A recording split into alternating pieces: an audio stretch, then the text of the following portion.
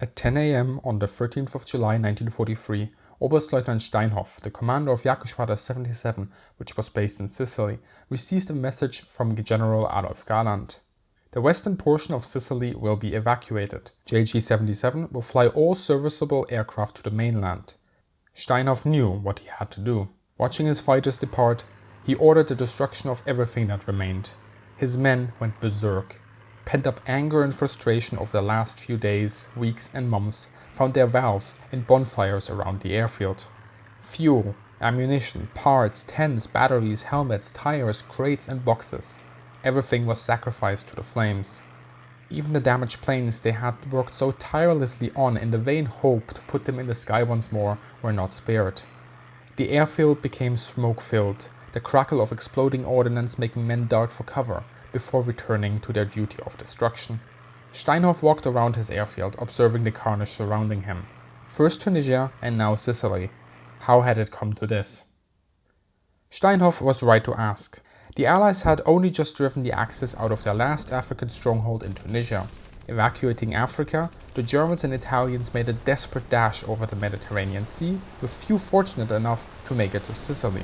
Now, these men were on the receiving end once more, for the Allies launched an unprecedented attack, Operation Husky, the invasion of Sicily. Hoping to knock fascist Italy out of the war, the Allies needed a foothold before driving up the length of the boot. Sicily was the perfect springboard. It had multiple airfields, harbors, and once taken, would be nigh impossible to lose. But while the Axis were on the back foot, Sicily remained heavily defended. Taking it would not be easy. The Allies needed air superiority over Sicily, but the defenders held the advantage, returning easily to their airfields or bailing out over friendly territory. The Allies had to brave the transit flight over the Mediterranean Sea and maintain the pressure to inflict lasting damage. This had to be achieved in addition to anti-shipping missions to prevent the movement of Axis supplies, material and men. At the end of May 1943, the Allies commenced the operation. They flew around 1,600 sorties against Sicily, Sardinia and southern Italy. 900 of these were flown by bombers, 640 by fighters and just under 100 by fighter bombers. Keeping the area of operations broad, the Allies aimed to confuse the defenders. Alongside these diversionary attacks, a misinformation campaign was launched, with specific references to Sardinia. British operatives even dumped a body with fake documents off the coast of Spain, which were eventually given, just as planned, to the Germans by Franco's government. While the impact of this operation is debatable, we do know that the Germans reinforced Sardinia with extra men and planes. Yet, the Italians relocated planes away from Sardinia.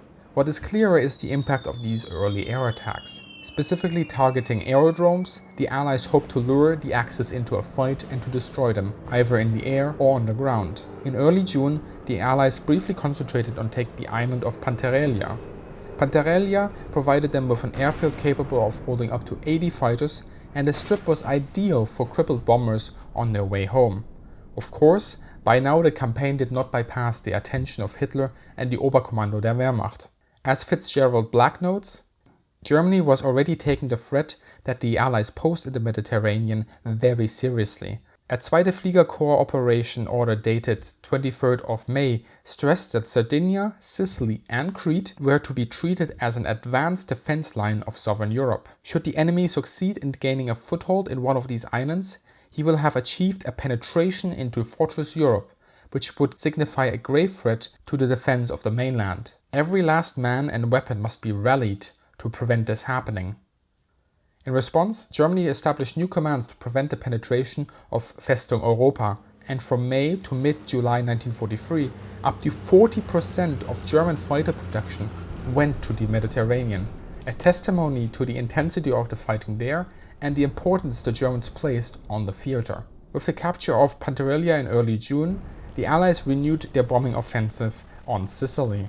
Until the end of June, just under 1,000 sorties were flown against Axis airfields, supply centers, rail yards, ports and shipping to great effect. Although inflicting serious damage, the Allies failed to close the Strait of Messina from the air.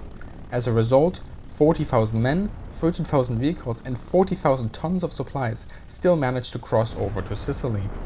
But for the Axis, the situation nonetheless became dire in the air. During June, the Luftwaffe lost around 235 aircraft in the Mediterranean as a whole, and around 50 of them over Sicily. On June 22nd, Axis bombers were finally withdrawn from the island, stranding them 200 miles north near Naples. This was a mixed blessing for the Allies. On the one hand, the distance meant that these bombers were less of a risk to the landing fleet, but on the flip side, it placed them out of harm's way. Indeed, German bomber reserves in the area rose steadily after this. By July, Göring was fuming back in Berlin, demanding court-martials for cowardice in the face of the enemy, while his pilots were exposed to an ever-increasing onslaught of Allied bombers and fighters. Adolf Galland himself called it an air offensive of dimensions yet unprecedented in the war. On July 10th, the invasion of Sicily commenced. For Axis pilots, the situation had become post-tragic. Too few planes and pilots were available. The Axis force, which had an operational strength of 862 out of 1,635 aircraft, was opposed by 4,390 Allied aircraft. The Luftwaffe and Regia Aeronautica now squared off against the Allies for a last battle above Sicily. When the Allies attacked, the landing zones were divided into 5 sectors: Joss, Dime, Send, Bark, and Acid. Roughly 440 defensive sorties were flown each day, but only the latter 3 landing zones were covered near continuously by fighters. Overall, the Allies faced several problems throughout the first couple of days of fighting. Fighter cover was sporadic, and Allied fighter direction often responded too late. Likewise, Allied pilots complained bitterly about friendly AA fire. In one tragic instance, Allied AAA downed C-47 transport planes, and 410 paratroopers lost their lives. Problems of navigation and weather prediction resulted in British gliders landing in the sea, causing 250 men to drown. Also, the lack of organized cover for recon aircraft made them easy pickings for Axis fighters, and finally the misidentification of aircraft even resulted in the near loss of several ships such as HMS Indomitable. Now, some of these failings were quite tragic, but they gave Allied commanders new insights, and many of the lessons learned here influenced the landings in Normandy. The Axis, for their part, were unable to sustain their operations. For weeks, the aerodromes and planes had been blown to bits. They had had no rest, no respite, and reinforcements mattered little when they were destroyed or killed the next day. Looking at the numbers of sorties flown, we can see that after 5 days of fighting, the number of sorties flown by the Germans and Italians plummeted. Consequently, Field Marshal Kesselring informed his ground forces that they should expect no air support during daylight hours anymore. As Fitzgerald-Black notes, daylight air resistance was broken on the 15th of July. With losses rising during the day, the Axis Air Force began relying on their night bomber forces to strike the Allied buildup in Sicily. While the raids cost the Allies some casualties, they were not much more than a minor nuisance to Allied plans. Moreover, Axis air crews paid a heavy price for the effort. Between May and July, the Germans lost around 1,300 planes in the Mediterranean theater, with a significant amount of them over Sicily. For the Allies, the overall losses of 440 planes during Operation Husky compared favorably to what they had inflicted on the Axis. For the defenders, it had become hopeless. No one put it more clearly than Steinhoff himself when he wrote, "With what we could scrape together of the remnants of the group, we would fling ourselves at a flying fortress in a series of uncoordinated attacks. Our numbers were so few that we could do little damage, and even that little depended on our breaking through to the bombers. Afterwards, we would land, refuel our aircraft by hand pump, rearm and top up with oil.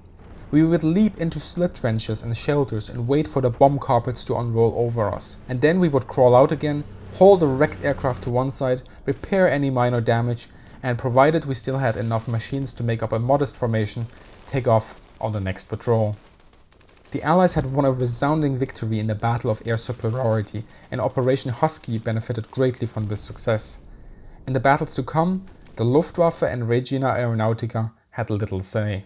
For Steinhoff too, the battle was over.